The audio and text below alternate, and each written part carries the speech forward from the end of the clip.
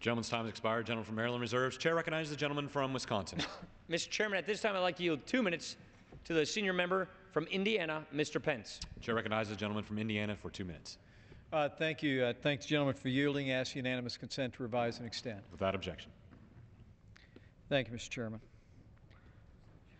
This country's in a lot of trouble. We're facing a fiscal crisis of unprecedented proportions. You know, they say the first step toward ending an addiction is recognizing you're an addict. And I got to tell you, after spending 10 years here in Washington, D.C., after witnessing runaway federal spending by both political parties, one thing is clear: Washington, D.C. is addicted to spending. It's high time for Congress to own up to its spending addiction and institute long-term, sustainable budget and spending reforms that will permanently limit the size and scope of the federal government. Happily, the budget resolution today, offered by the distinguished Chairman Paul Ryan of the committee, puts our nation back on a pathway toward fiscal solvency and prosperity.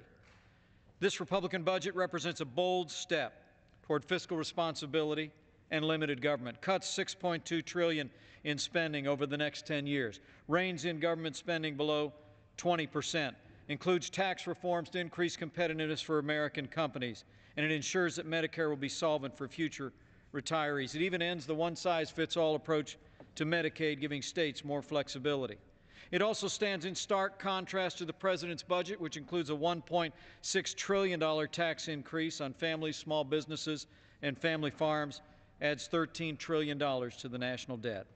This budget resolution renews our commitment to finally forcing Congress to live within our means, and we must succeed in this cause. Because if we fail, the American dream will fail. We will burden our children and our grandchildren with a mountain range of debt, robbing opportunities and prosperity, and leaving, for the first time in American history, the next American generation worse off than the generation that went before. This we must not do. I urge my colleagues to offer strong support for the Ryan budget resolution. Let's put our nation on a pathway toward fiscal solvency and prosperity. Gentleman's time has expired. Gentleman from Wisconsin reserves. Chair recognizes the gentleman from Maryland. Thank you, Mr. Speaker.